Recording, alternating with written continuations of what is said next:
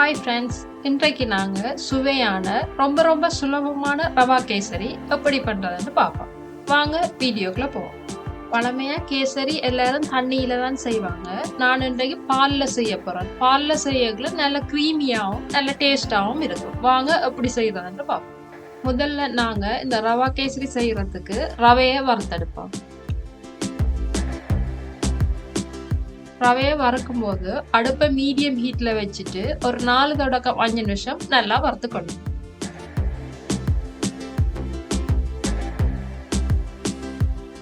இப்ப பாருங்க, ரவை நல்ல கலரா வந்திருக்கு. இந்த ஸ்டேஜ்ல நாங்க ரவையை இறக்கி கொள்ளணும்.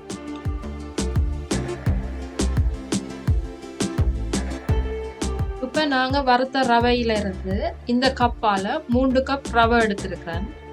அதே கப்பால 3 கப் சீனி எடுத்திருக்கிறேன். அதோட 50 கிராம் பிளம்ஸும் 50 கிராம் முந்திரியம் பருப்பும் எடுத்திருக்கிறேன். நீங்க எந்த கப்பால ரவை எடுக்கிறீங்களோ அதே கப்பால 2 மடங்கு பால் எடுங்க. நான் 3 கப் ரவை எடுத்ததால அதே சேம் கப்பால 6 கப் பால் எடுத்திருக்கிறேன். முதல்ல நாங்க கேசரி செய்யறதுக்கு 1 டேபிள் ஸ்பூன் நெய் எடுத்துக்கொள்வோம்.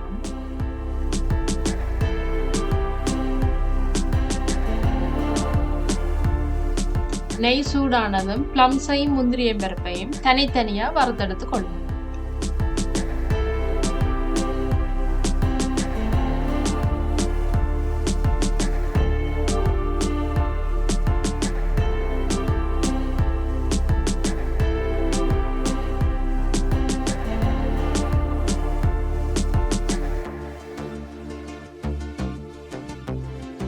இப்ப நாங்க அதே பேன்ல பாலை சேர்த்து கொள்வோம்.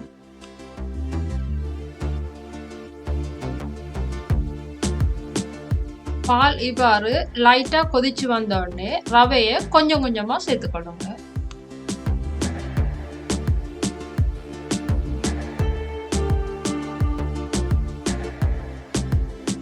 ரவை கட்டிப்படாதபடி பாலை தொடர்ந்து நல்லா கிண்டிக்கொண்டே இருங்க.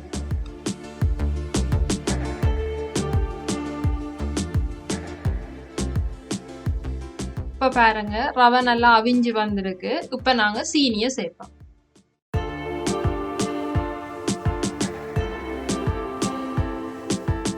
நான் 3 கப் ரவைக்கு 3 கப் சீனி சேர்த்திருக்கேன். நீங்க விரும்பினா இன்னும் ஒரு 1/4 கப் சீனி எக்ஸ்ட்ரா சேர்த்துக்கொள்ளலாம்.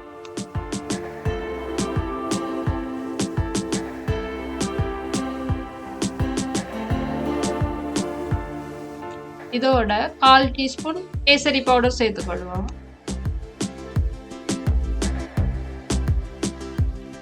இந்த கட்டிகளை அகப்பையால நல்லா மசிச்சு விடுங்க.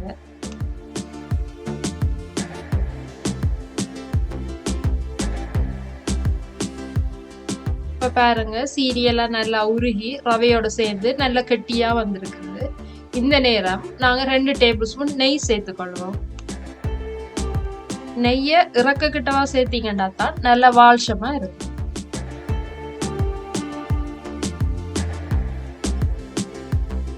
இதோட நாங்க வறுத்து வச்ச பிளம்ஸையும் சேர்த்துக்கொள்வோம்.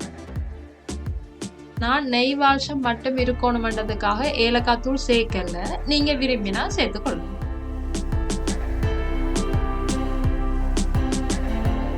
இப்ப கேசரி ரெடி ஆயிட்டுது. நாங்க இறக்கி கொள்வோம்.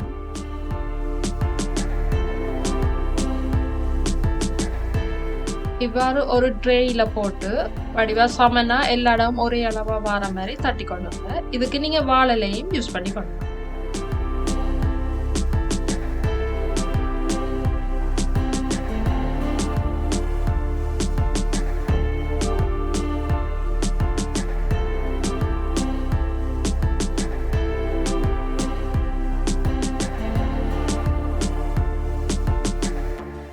இப்ப நாங்க இந்த கேசரி அப்படி ட்ரேயோடைய ஒரு 10 நிமிஷம் ஆற விடுவோம்.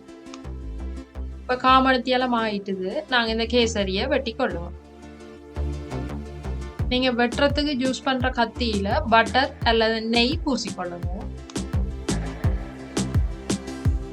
நீங்க கேசரிய வெட்ட முதல் இவ்வாறு கொஞ்ச நேரம் ஆற விட்டுட்டு வெட்டினீங்கன்னு சொன்னாதான் நல்ல வடிவா ஸ்லைஸா வெட்டுப்படும். உங்களுக்கு பிடிச்ச வடிவில பிடிச்ச அளவில் வெட்டிக்கொள்ளணும்.